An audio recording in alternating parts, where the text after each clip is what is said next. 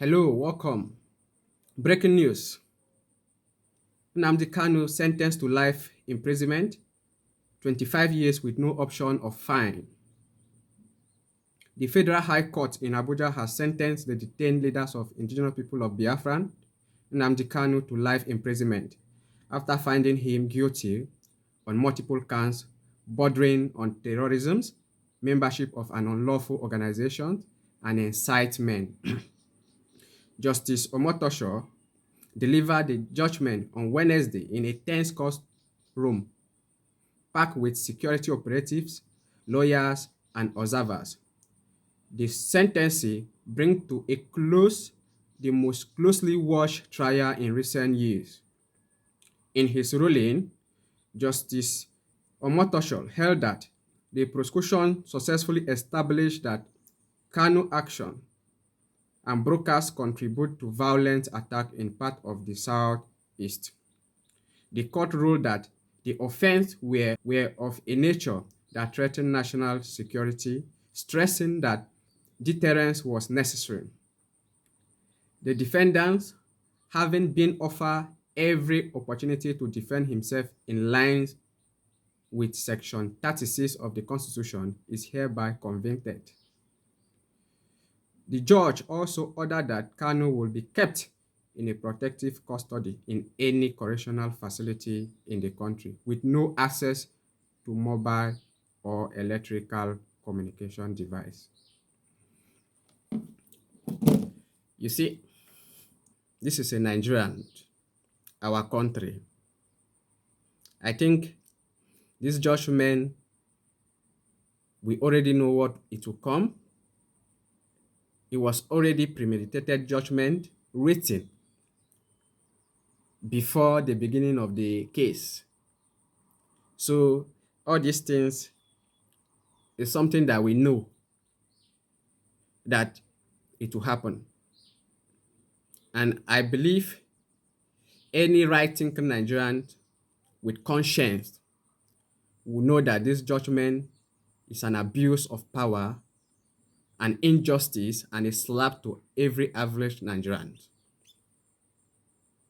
This should never be tolerated in any country across the world. It is an impunity in the highest order. From the reading, you can see that the only offense that lead to the trial of somebody for life imprisonment is the broadcast that somebody broadcast result to a violence in some parts of the southeast. He was not caught with a case of murder. He was not caught in any gathering with terrorists. But the crime of Mazi Nnamdi Kanu is that he has challenged the status quo of Nigerian leadership. You see, this idea of a suppression of voice, intimidation, and subdue of voice. Many people may be happy because it doesn't happen to them, or it is not from their tribe. But we must understand that injustice to one is injustice to all. According to an Islamic scholar, Osman Danfodio, said, a country or a kingdom can endure an unbelief, but a kingdom cannot endure an injustice. I want to call on everybody, the supporters of Mazi Nnamdi Kanu. I believe this ruling is just a joke. In less than a year, Mazi will come out. We believe in him. I believe in him, and I believe a lot of Nigerians believe in him. If the people who are killing terrorist organizations are being rehabilitated into military, people who have been killing have been set free without trial, I see no reason why a man who is demanding freedom and justice should be tried.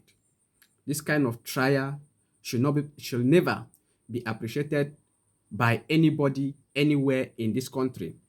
It is abuse of office of the leadership. It is abuse of the judiciary. It is abuse of the leadership of this country, that people no longer have voice to advocate for the betterment of their living.